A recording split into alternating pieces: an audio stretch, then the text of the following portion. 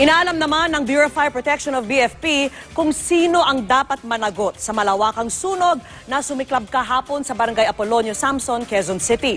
At mula sa Balintawak, Quezon City, nakatutok live si John Consulta. John? Vicky, balot ngayon ng matinding pighati ang ilang mga residente dito nga sa Barangay Apolonio Samson, Balintawak, Quezon City. Ito ay dahil nga bukod sa nawalan ng kanilang mga kabuhayan at tahanan, ay namatayan pa sila, Vicky, ng kanilang mga mahal sa buhay. Kung saan naman, itiniwan mo may palapangan namin.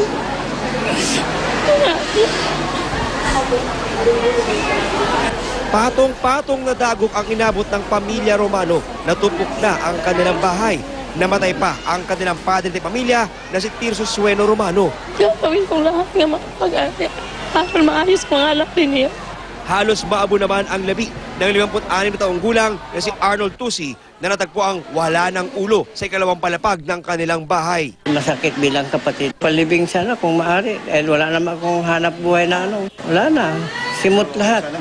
Muling bumalik ang investigating team ng BFP Quezon City sa Barangay Apolonio Samson. Na-recover nila ang bahagi ng sumabog na superkalan na nakaputol sa 3 daliri ng fire aid na si Paul Manuel. Nakunan pa si Manuel habang namimilipit sa sakit nang mahiwa sa dalawa ang kanyang kamay matapos lumipad ang bahagi ng kalan. Natuntun din ng mga investigador ang 56 na taong gulang na si Remedios Sidlacan. Nakarinig daw siya ng mga sinindihang paputok ilang sandali bago nasunog ang isang puno sa bakuran ng unang bahay na natupok. Sa firecrackers pa rin yun, pinag-umpisahan. Yun ang alam ko po. Nagbibiro sila. Ubus lang namin to, nanay, sabi pang ganon. Ang mismong bahay na aking kinatayuan ngayon na nasa tapat ng punong ito, ang siya raw kauna-unahang bahay na natupok dito sa Barangay Apolonio Samson, Balintawak, Quezon City.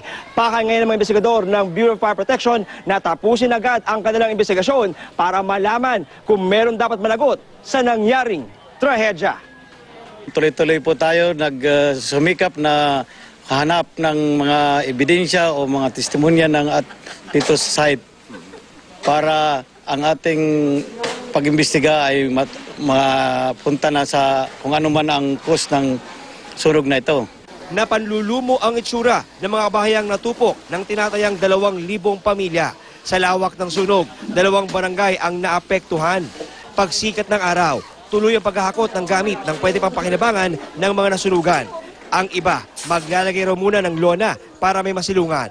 Ay, bibenta po namin sa jangsa para makabawi-bawi man lang sa nawala sa amin. Lilinisin po namin para kahit paano may matulugan kami. Mahigit 2,500 residente naman ang nabigyan ng mga damit at relief goods ng GMA Kapuso Foundation. Sa ngayon, Vicky, mahigit 1,500 pamilya o lagpas 8,000 katao ang nagsisiksikan sa 2 covered court dito sa Balintawak. Bagamat may mga tumutulong na, patuloy ang kanilang apela para sa gamot, banig, damit at pagkain. At yan muna ulit mula pa rin sa Balintawak. Balik sa iyo, Vicky. Maraming salamat sa iyo, John Consulta.